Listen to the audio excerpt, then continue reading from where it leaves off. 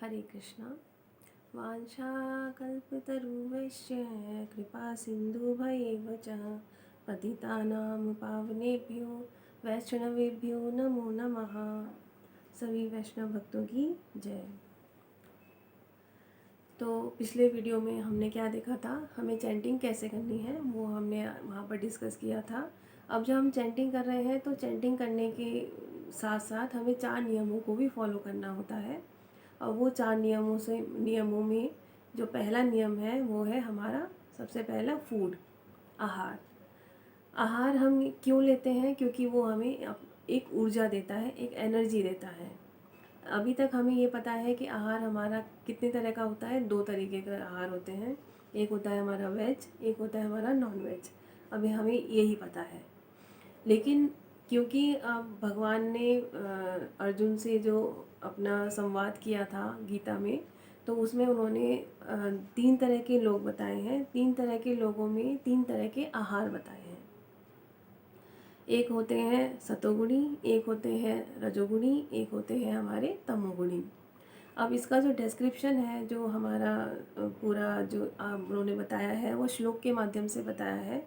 तो हमारे पास में जो भगवत गीता है एसी भक्तिवेदांत स्वामी की, उसमें जो चैप्टर नंबर 17 है, उस 17 चैप्टर में श्लोक नंबर 8, 9 और 10, इसके अंदर उन्होंने पूरा डिस्क्रिप्शन दिया है भगवान ने कि हमें कैसे और क्या खाना चाहिए, किस तरह के इंसान को किस तरह का आहार पसंद है। तो उसमें सतोगुणी का पहले बताया है श्लोक नंबर 8 के अंदर बताते हैं, आयु सत्व बलो रोग्य सुख प्रीति विवर्धनः रस्य स्निग्धा स्थिरा हृदया आहारा सात्विक प्रिय।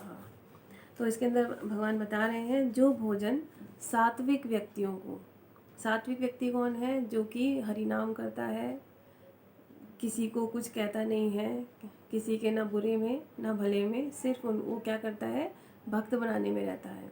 तो ऐसा व्यक्ति को किस तरह का भोजन प्रिय होता है? आयु को बढ़ाने वाला, जो कि क्या करता है, एज को बढ़ाने वाला होता है। जीवन को शुद्ध करने वाला होता है। शुद्ध करना मतलब कि वो क्या हो जाएगा, न्यूट्रल हो जाएगा।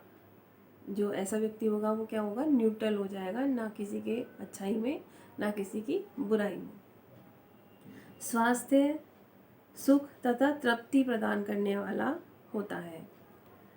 क्या देता है? हमें हेल्थ देता है, जिसकी कि आजकल हमें बहुत ज़्यादा ज़रूरत है। ये कोरोना के टाइम में भी और आगे की जो डिसीज़ हमें होते हैं उसमें भी हमें बहुत ज़्यादा ज़रूरी है। तो सुख तथा तृप्ति प्रदान करने वाला होता है। ऐसा भोजन रसमय, स्निग्ध, स्वास्थ्यप्रद एवं हृदय को भाने वाला होता है। ठीक है, ये है सतोगुणी के। अब हम आते हैं रजोगुणी के। 9 श्लोक है इसी का नेक्स्ट। कटव मलवणा युष्ण तीक्ष्ण रुक्ष विदाहिनः आहारा राजश्रेष्ठा दुख शोकामय प्रदाः। अब जो रजोगुणी व्यक्ति होते हैं, जिन्हें जिन्हें कि क्या होता है, रजोगुणी कौन से व्यक्ति होते हैं? जो कि क्या करते हैं, गैम्बलिंग करते हैं या फिर मदिरा पान करते हैं। इस तरह के जो लोग होते हैं उन्हें किस तरह का खाना पसंद होता है? अत्यधिक तीक्त मतलब तीखा, खट्टे, नमकीन, गरम, चटपटे, शुष्क तथा जलन उत्पन्न करने वाला भोजन रजोगुणी व्यक्तियों को प्रिय होता है। ऐसे भोजन दुख यानी कि दुख का, शोक तथा रोग उत्पन्न करने वाला होता है। ऐसा जो भोजन व्यक्ति करता है वो कैसा होता है? उसे दुख मिलता है, शोक में रहता है और उससे क्या होते हैं, डिसीज़ पैदा होते हैं। ठीक है, तो ये हो गए रजोगुणी खाना जो हम भोजन करते हैं। अब आता है एक तमोगुणी। तमोगुणी कौन से लोग होते हैं? जो सोते रहते हैं, जिन्हें कोई मतलब नहीं, काम होगा हो जाएगा, इस तरह के जो लोग होते हैं वो तमोगुणी कहलाते हैं। तो उन्हें किस तरह का खाना पसंद होता है? यात्याम गत रसम पूति परशुषितम च यत् उच्छिष्टमपि चामेद्यम भोजनम तामस प्रियम। किस तरह का खाना? खाने से 3 घंटे पूर्व पकाया हुआ, स्वादहीन, वियोजित एवं सड़ा, झूठा तथा अस्पृश्य वस्तुओं से युक्त भोजन उन लोगों को प्रिय होता है जो तामसी होते हैं। आजकल तो हम लोग मॉल में जाके 3 घंटे क्या पता नहीं 4-4 5-5 दिन 1-1 महीना पुराना खाना खाते हैं, माइक्रोवेव में रखते हैं और बंद गर्म करके खा लेते हैं। तो इस तरह का खाना जो होता है वो तामसी कहलाता है। इस तरह का खाना हमें नहीं खाना चाहिए। तो अभी जो हम बात कर रहे थे वो बात कर रहे थे कि आहार जो होता है हमें क्या देता है, एनर्जी देता है। 2 तरह के फूड बताए, एक है हमारा वेज, एक होता है नॉन वेज। जो मनुष्यों के लिए जो निर्धारित किया गया जो खाना है वो कौन सा खाना होता है, वेज होता है। और जो हमारे जो कुछ जो एनिमल्स होते हैं डोमेस्टिक वो भी वेज खाते हैं, जैसे गाय हो गई घास खाती है, बकरी हो गई घास खाती है। जो नॉन वेज खाने वाले होते हैं वो कौन से होते हैं, वाइल्ड एनिमल्स होते हैं। लेकिन एक्चुअली भगवान ने ही इस तरह की रचना करके हमें भेजा है। उन्होंने हमें 2 तरह की आंतें बना के भेजा है। 2 तरह की आंत मतलब जो वेज खाते हैं उनकी आंतें सिकुड़ी हुई होती हैं, मतलब छोटी आंत होती है, और जो नॉन वेज खाते हैं उनकी आंतें बड़ी होती हैं, है ना। तो भगवान ने ऑलरेडी हमें करके भेजा है। लेकिन फिर भी जो मनुष्य क्या करते हैं, जंगली जानवरों की तरह खाना खाते हैं, यानी कि नॉन वेज खाते हैं। तो एक बात बताइए, आपका पेट क्या ग्रेवयार्ड है? आप क्या कर रहे हैं एक्चुअली? हम लोग क्या करते हैं, अगर कोई मर जाता है तो हम उसे क्या करते हैं, जला देते हैं, या फिर क्या करते हैं, उसे ले जाके हम लोग गाड़ देते हैं। तो हम लोग एक्चुअली क्या कर रहे हैं, जो मनुष्य नॉनवेज खा रहे हैं, बुरा मत मानिएगा जो खाते हैं, लेकिन आप सोच के देखिए कि अगर आप क्या कर रहे हैं, नॉनवेज खा रहे हैं, तो आप क्या कर रहे हो, एक एक मरी हुई चीज़, मतलब एक शरीर ही तो है वो, चाहे जानवर हो या कोई भी हो, वो शरीर को आप क्या कर रहे हो, उसको अपने पेट के अंदर डाल रहे हो, जो जिसका कि भगवान ने भी उसको मना किया है कि हमें इस तरह का भोजन नहीं करना चाहिए। तो ऐसी चीज़ जो हम अपने पेट में डाल रहे हैं, तो क्या आपका पेट ग्रेवयार्ड है, मतलब शमशान भूमि है, आप उसे अंदर डाल रहे हो। तो हमें इस तरह का नहीं खाना चाहिए, क्योंकि हम उसके जब कोई जानवर को हम मारते हैं तो उसकी उसकी जो ऊर्जा होती है वो किस तरह की होती है, शोकनीय होती है। और उसके अंदर जो सर्कुलेशन होता है, काफ़ी चीज़ों का सर्कुलेशन होता है, भाव जो उसके आते हैं उससे बॉडी में बहुत सारा इम्पैक्ट पड़ता है। तो उस तरह का भोजन हमें नहीं करना चाहिए, कभी भी नहीं करना चाहिए। तो एक हो गया हमारा, एक नियम है आहार। आहार जो है हमें हमेशा वेजिटेरियन रहना चाहिए। और किस तरह का आहार करना चाहिए, सतोगुणी आहार करना चाहिए, जो कि कृष्ण ने अर्जुन को भी बताया है। 3 तरह के आहार बताए थे मैंने, सतोगुणी, रजोगुणी, तमोगुणी। तमोगुणी में मदिरा मांस वगैरह आता है, ये सब नहीं लेना चाहिए। रजोगुणी में तीखे पकवान नहीं खाने चाहिए, क्योंकि वो हमें बीमारियां देते हैं। और जो हमारे पास सतोगुणी होता है, यानी कि कम मसाले का तभी पकाया हुआ भोजन हमें करना चाहिए। ठीक है। दूसरा नियम है, 4 नियमों में दूसरा नियम हमारा आता है कि हमारा निद्रा, और जिसे हम नो इंटॉक्सिकेशन कहते हैं। तो नो इंटॉक्सिकेशन के अंदर क्या बताया जाता है, मतलब एक एक इंटॉक्स क्या होता है, जिससे कि हमें नशा होता है। नशा एक्चुअली नशा खाली अल्कोहल पीने से नहीं होता है। नशा कई तरह की चीज़ों से होता है। कई तरह की चीज़ें हमें बताती हैं कि हमें नशा है, किस तरह की, जैसे कि हम अल्कोहल ले रहे हैं, शराब ले रहे हैं, तो उसका नशा होता है। ठीक है। एक होता है हमें पैसे जो होता है ना, बहुत सारे लोग बहुत अमीर होते हैं तो पैसों का नशा हो जाता है। एक होता है हमें स्टेटस का नशा, हमारी ये पदवी है, हमारा ये है, हम इस पोजीशन पे हैं, तो पोजीशन का नशा होता है। एक नशा होता है हमें हमारी ब्यूटी का, कि हम बहुत सुंदर हैं, तो ये हमें नशा होता है। लेकिन इन जितने भी ये सारी चीज़ें मैंने बताई, मतलब पैसे का, स्टेटस का, रूप का, अल्कोहल का, ये सब हमें क्या देते हैं, हमारी बुद्धि का नाश करते हैं। सबसे पहली चीज़ हमें क्या देते हैं, बुद्धि से विरक्ति दे देते हैं। बुद्धि नहीं रहती हमारे पास में। अगर हमें किसी भी चीज़ का नशा है तो हमारी बुद्धि हट जाएगी, क्षीण हो जाएगी। तो जो शराबी है, जो शराब का नशा कर रहा है, उसका शराब का नशा आप बताइए कितने देर तक रहेगा, 1 घंटा, 2 घंटा, 3 घंटा, आधा दिन, पूरा दिन, 1 दिन, 2 दिन, इससे ज़्यादा नहीं रहता। मतलब ये भी ख़त्म हो जाएगा। दूसरा नशा जो बताया है पैसा। पैसा क्या है? लक्ष्मी। लक्ष्मी हमेशा चलायमान रहती है, कभी भी एक जगह पर स्थिर नहीं रहती। तो आज अगर आप धनवान हैं तो कल हो सकता है, मैं कहना नहीं चाहती, तो और अगर आप आज आपके पास पैसे नहीं हैं तो कल हो सकता है आप धनवान हो जाए। तो पैसे का नशा भी नहीं करना चाहिए। एक होता है स्टेटस का नशा। पॉलिटिक्स में आप देख ही रहे हैं, आजकल भी बहुत सारा न्यूज़ में बहुत सारी चीज़ें आ रही हैं। स्टेटस, अभी यूक्रेन का और आप उसका रूस का भी देख रहे हैं। स्टेटस के चक्कर में लोग बिल्कुल अपना घर बार सब चीज़ ख़राब कर लेते हैं, कंट्री ख़राब कर रहे हैं। अभी तो आपका एक एग्ज़ाम्पल है कि आप क्या कर रहे हो, कंट्री ख़राब हो रही है आपकी। तो स्टेटस का नशा भी ज़्यादा दिन नहीं रहता।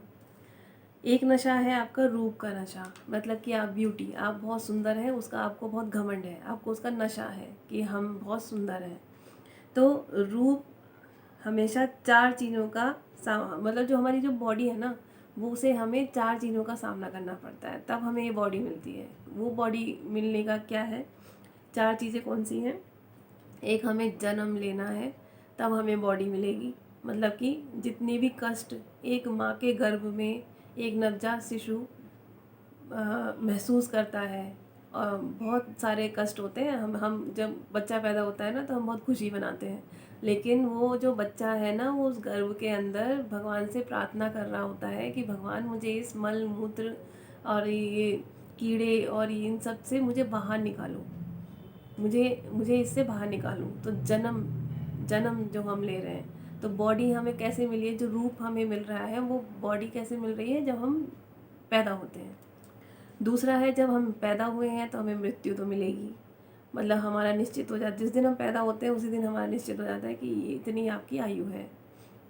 जरा, जब हमारे पास में बॉडी है, हमारे पास में शरीर है, तो उसके अंदर हमें क्या होता है, धीरे धीरे धीरे धीरे धीरे धीरे करके हम क्या होते हैं, वृद्ध होते जाते हैं। अब आप सोचिए कि हम पहले कैसे थे, हम छोटे से बच्चे थे, नवजात शिशु थे, फिर हम बड़े हो गए, किशोरावस्था में आए, उसके बाद में हम लोग युवावस्था में आए, उसके बाद हम वृद्धावस्था की ओर अग्रसर हैं। तो कोई भी जो हमारे पास में चीज़ें हैं वो क्या है, कभी भी एक जैसी नहीं रहती है। उसके बाद में व्याधि। व्याधि क्या है हमारे पास में? दुख। दुख भी हमारे कैसे होते हैं, दुख भी कैसे हैं, तीन तरह के दुख होते हैं। अब वो तीन तरह के दुख कौन से होते हैं? एक होता है हमारा आदि दैविक, आदि भौतिक और आध्यात्मिक। आदि दैविक दुख कौन से होते हैं? जो बॉडी को फेस करने पड़ते हैं। वो कौन से दुख हैं? जो कि हमें प्राकृतिक चीज़ों से, नेचुरल क्लाइमेटीज से हमें मिलते हैं, जैसे कि भूकंप आ गया, सुनामी आ गई, बाढ़ आ गई, तो जिस पर कि हमारा कोई भी सरोकार नहीं है, जिसको हम कुछ, जिसके लिए हम कुछ नहीं कर सकते। अगर आया है, बिजली गिर गई, तो जो चीज़ होनी है उसको, उसके लिए हम कुछ नहीं कर सकते, प्रोटेक्शन करने के अलावा हम उसको रोक नहीं सकते। ऐसी चीज़ें कैसी होती हैं? आदि दैविक, जिसे कि बॉडी को सामना करना पड़ता है, ये दुख है व्याधि का। एक दुख होता है हमारा आदि भौतिक। ये मिजरीज कैसी है? आदि भौतिक मतलब कि जो कि लिविंग चीज़ें हैं उनसे हमें होता है। जैसे किसी ने हमारी चीज़ को चोरी कर लिया, किसी ने हमें हर्ट कर दिया, मार दिया, किसी, हम कहीं जा रहे थे तो हमें पीछे से आके एक्सीडेंट कर दिया। तो इस तरह की जो चीज़ें होती हैं वो कौन सी होती हैं? आदि भौतिक कहलाती हैं। एक होती है आध्यात्मिक। आध्यात्मिक ऐसी होती है जो हम अपने आप से ही सोच सोच के ऐसा हो जाएगा, वैसा हो जाएगा, हमें ये करना है, वो करना है, ऐसी जो चीज़ें होती हैं जिससे कि हमें आजकल डिप्रेशन की बहुत प्रॉब्लम चल रही है। तो ये चीज़ें का किससे आती हैं? आध्यात्मिक चीज़ों से आती हैं। तो एक्चुअली हमें बॉडी पर, बॉडी के लिए जो मैंने व्याधि के तीन बताए हैं, इन बॉडी पर तो हमें बिल्कुल भी भरोसा नहीं करना चाहिए। क्यों? एक डिसीज़ हुई, तुरंत हमारी बॉडी, जो हमारी सुंदरता है, जो रूप है, सब हट जाता है। तो जो मैं चीज़ बता रही हूँ कि हमारा जो दूसरा नियम है वो कौन सा है? हमारा इंटॉक्सिकेशन, यानी कि नशा।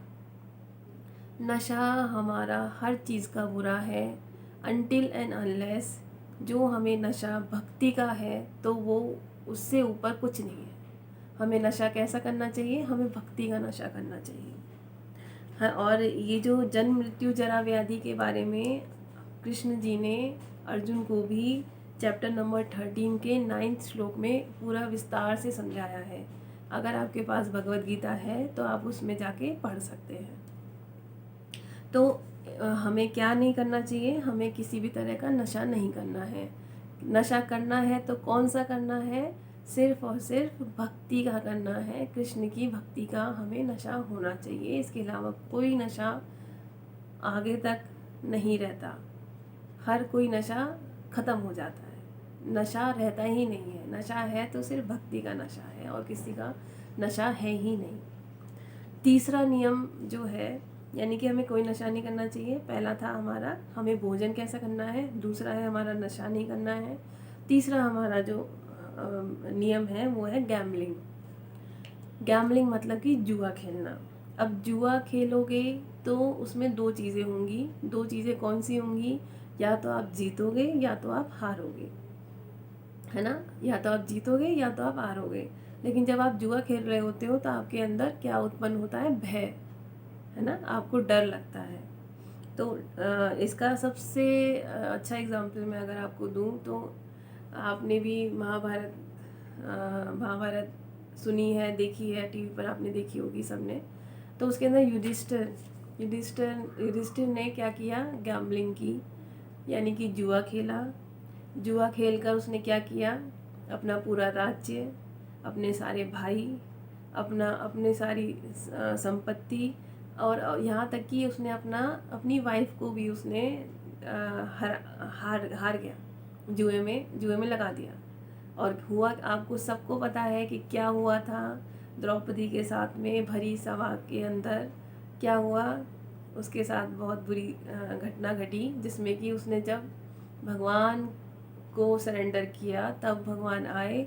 किस रूप में आए, उसकी वस्त्र के रूप में आए, साड़ी के रूप में आए।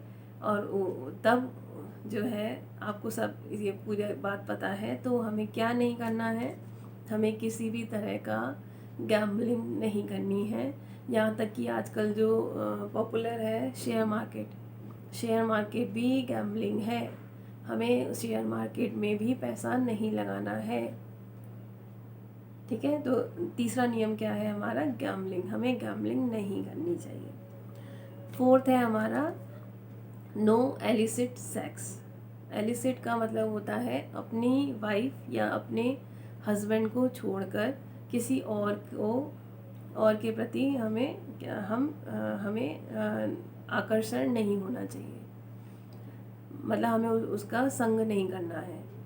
अब एलिसिट सेक्स का मतलब ये है कि हमें, आजकल क्या है ना कि हम लोग बहुत सारे टीवी पर वीडियोस देखते हैं।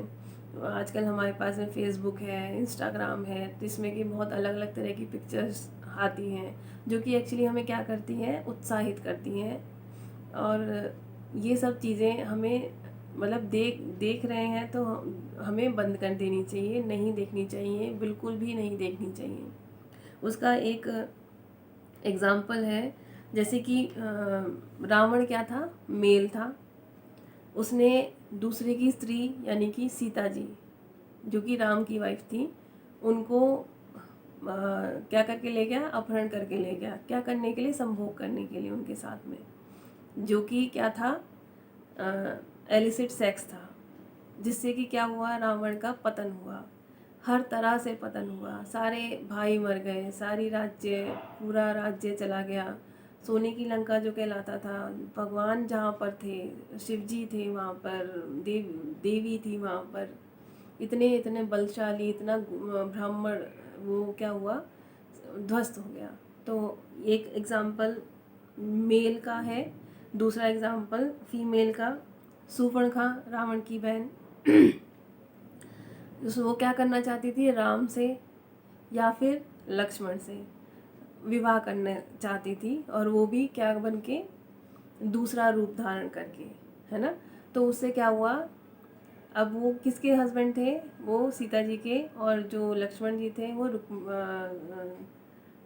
मुझे याद नहीं आ रहा, लक्ष्मण जी भी एक मतलब उर्मिला के हस्बैंड थे। तो शूर्पणखा क्या चाह रही थी कि वो उनसे उनके साथ में संग करना चाह रही थी। तो हुआ क्या, सूफड़ खा के नाक कट गई, और उसकी वजह से उसने जाके वहाँ लगाया, उसकी वजह से रावण भी फंसा और सारी लंका तहस नहस हो गई। तो हमें क्या नहीं करना है, हमें किसी दूसरे के बारे में अपने हस्बैंड और वाइफ को छोड़ के हमें दूसरे के बारे में नहीं सोचना है, ना उनका संग करना है। तो जो 4 नियम हैं, उन 4 नियमों को हमें फॉलो करना है। फॉलो करना है तो मतलब करना ही है। और उसके अंदर क्या है कि जैसे मैंने अभी बताया आपको कि 4 नियम कौन से हैं: आहार, निद्रा, भय, मैथुन। No meat eating, no intoxication, no gambling, no illicit sex. हमें ऐसा भोजन खाना है जिसका कि हम भोग लगा सकें, भगवान को भोग लगा के हमें हमेशा खाना चाहिए। हमें कोई भी नशा नहीं करना है, हमें कोई भी गैम्बलिंग नहीं करनी है, जुआ नहीं खेलना है, और हमें कोई भी पराये स्त्री पुरुष का संग नहीं करना है। तो ये हमारे 4 नियम हैं जिसे हमें फॉलो करना है, और हमें फॉलो करते ही रहना चाहिए, जिससे कि हम शुद्ध भक्त बनने की ओर अग्रसर हो सकें। हरे कृष्णा।